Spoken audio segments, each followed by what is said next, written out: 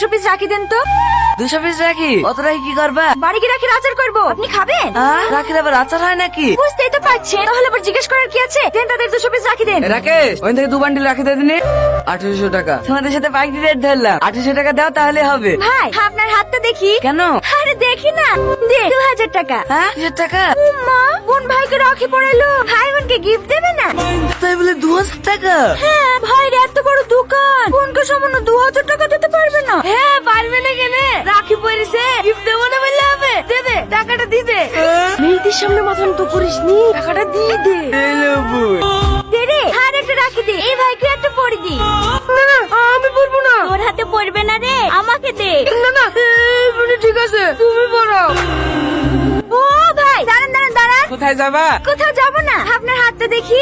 এই মায়া, এখানে আয়। হ্যাঁ আসছি। লেন ভাই, হ্যাঁ করেন। বাহ, খুব সুন্দর ব্যাপার তো তোমাদের। দেন। কি?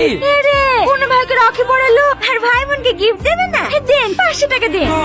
500 টাকা? কত টাকা তো ভাড়া মেরি হয়নি বোন, এই 100 মতন হয়েছে।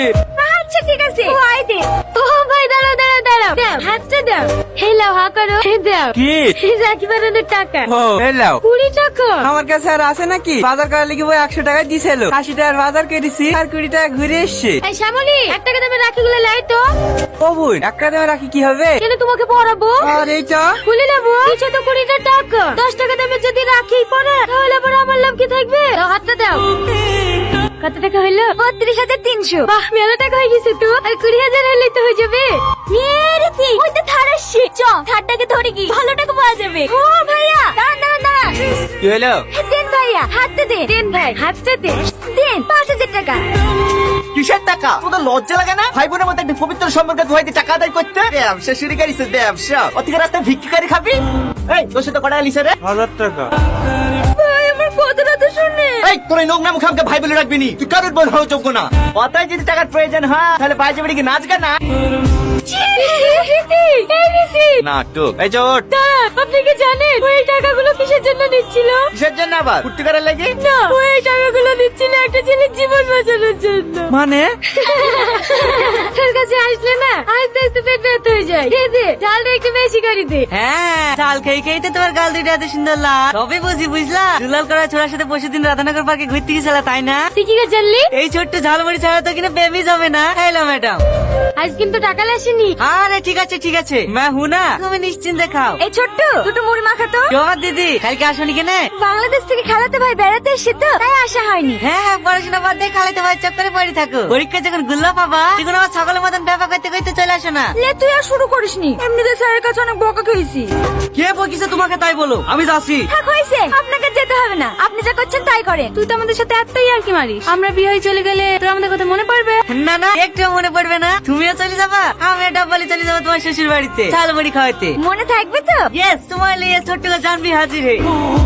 এই সালমা, আজ 2 দিন ধরে ছোট্টকে দেখতে পাচ্ছিনি। ওর কি হয়েছে রে? কি জানি, ওই ছোড়াকে না দেখলে আমারও মনটা খুব খারাপ করে। সারাদিন দিদি দিদি করে, তো ভালো লাগছে না। এইটা ছোট্ট ছড়ি না? হ্যাঁ। আপনি কে? ছোট্ট আসেনি? ছোট্টর খুব শরীর খারাপ তো, তাই ও আসতে পারেনি। আমি ছোট্টর মা। কি হয়েছে ছোট্ট? ওর অনেক বড় রোগ হয়েছে মা, ওর বাঁচবে না। কি হয়েছে কি? ডাক্তারে কিছু বলছে না? হ্যাঁ মা, বলিছে ওর হার্টে নাকি একটা ফুটো আছে, অপারেশন করতে 1.5 লক্ষ টাকা লাগবে। আমরা এখন অত টাকা কোথায় পাবো? ছেলেটাই 2 দিন ধরে যন্ত্রণা ছটফট করছে। ছেলেটাকে যে দুটো যন্ত্রণা বড়িলে শিখাবো, এর সামর্থ্যটুকু না।